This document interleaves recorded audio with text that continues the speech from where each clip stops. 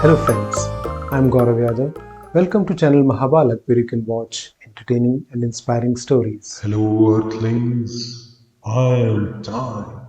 Mr. Time, in the last episode we saw that Rishi Vedvyas advised the Pandavas to go to the city of Ekachakra. There they lived disguised as ascetics in the house of a kind Brahman. One day, Kunti heard the sound of weeping come from inside the Brahman's house. She saw the entire family immersed in grief. She inquired about the cause and promised to remove it. The Brahman said, "You have spoken like a righteous person, but removing this grief is beyond human capacity. Not far from this town lives a terrible Rakshas known as Bakasur. He rules over and protects this town. In return, 2 cartloads of rice, 2 buffaloes, and the human who takes these to him become his food. Every day, one citizen has to provide him food, and no one can escape, else the Rakshas kills all their family members. Our king is weak and incompetent and does not make any efforts to save the citizens from this danger. It is said that one should first choose a king, then a wife, and then riches. I chose in the wrong order. Now it is my turn. I do not have the riches to purchase a man, nor can I send any of my family members. Today, I will go to the Rakshas along with my entire family so that he can eat all of us together." Kunti said, "You have an only son and an only daughter. It does not seem right to me that they or you or your wife should go there. I have 5 sons. One of them will take the offerings to the Rakshas." The Brahman was overwhelmed by Kunti's words. He said, "To save my life, I cannot sacrifice the life of my guests. It would be better to give up my own life than do that." Kunti, in her mind, had confidence that Bhim will be able to defeat the Rakshas, but she could not share it with the Brahman. Right. She said, "I also do not want any danger to befall my sons. If I had 100 sons, I would not love any of them any less. But that Rakshas cannot harm my son. He has knowledge of some secret mantras using which he will be able to save himself.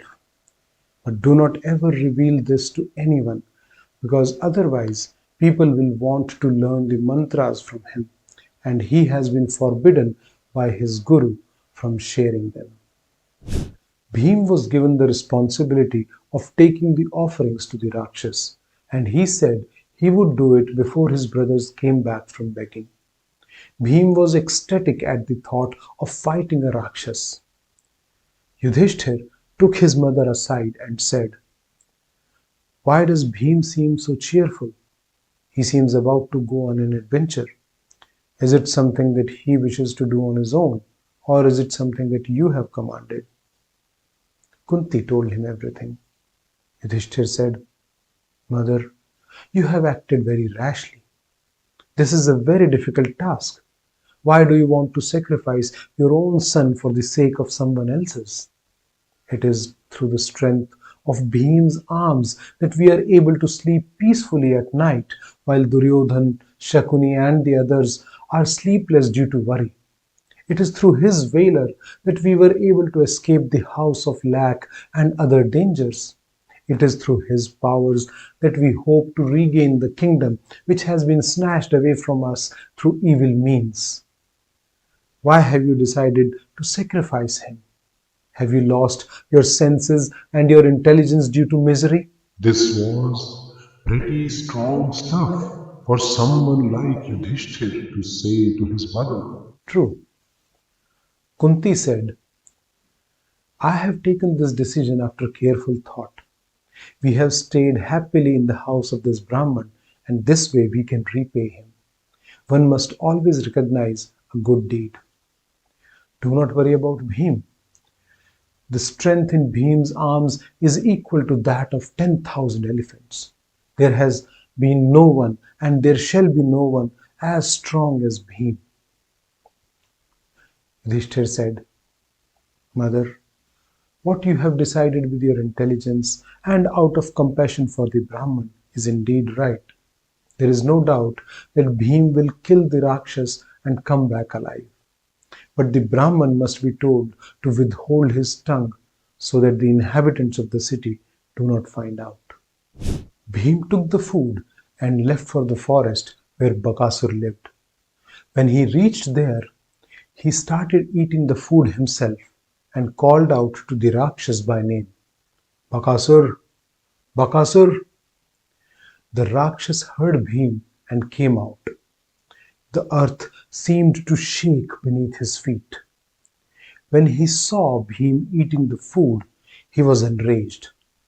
He said, Who are you, O stupid one? You dare to eat the offerings meant for me, and that too in front of my eyes? Do you wish to die quickly? On hearing this, Bhim laughed. He turned his head away and continued to eat. Bakasur uttered a terrible roar and, raising both his arms, rushed at Bhim with the intention of killing him. Bhim gave him only a quick sideways glance and continued to eat. Bakasur struck a mighty blow on Bhim's back with his arms. Though the blow was very impactful, Bhim did not take any notice and continued to eat. This enraged Bakasur further. He uprooted a tree. Nowadays, there are less trees, so heroes have to uproot hand pumps. Mr. Time, it looks like you are a Sunny Deol fan. I am a very big fan. Can you say his dhai kilo ka haath dialogue? I know the dialogue by heart, but I can't say it like Sunny Deol. Oh, come on, try. No way. I will tell you the whereabouts of Ved Vyas. Promise? Okay. चड्डा समझाओ इसे, समझाओ। ऐसे खिलौने बाजारों में बहुत बिकते हैं, लेकिन इससे खेलने के लिए जो जिगर चाहिए वो दुनिया के किसी बाजार में नहीं मिलता। मर्द उसे साथ लेकर पैदा होता है, और जब ये 2.5 किलो का हाथ किसी पे पड़ता है ना, तो आदमी उठता नहीं, उठ जाता है। साधु साधु। So Bakasur rushed at Bhim with the tree. By this time, Bhim had finished the food. He stood up and laughingly grabbed the tree in his left hand. Bakasur threw several trees at Bhim. Bhim also threw several trees at Bakasur. It looked as if the forest would be left without any trees. Bakasur grabbed Bhim. Bhim also grabbed him. Sometimes Bakasur dragged Bhim to one side and sometimes Bhim dragged Bakasur. They fought like this for a long time. Slowly, the Rakshas began to tire. Then Bhim threw him down on the ground and finished him off with lusty blows from his arms. On seeing Bakasur dead, his relatives and attendants began running here and there in fear.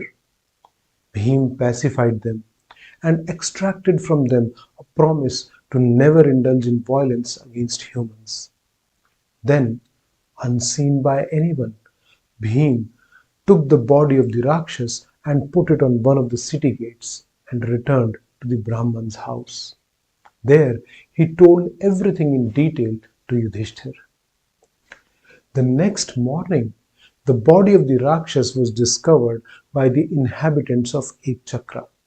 The news spread like wildfire in the city, and soon a large crowd gathered. The crowd first made offerings of thanks to the gods. Then they began to calculate whose turn it had been to supply food the previous day.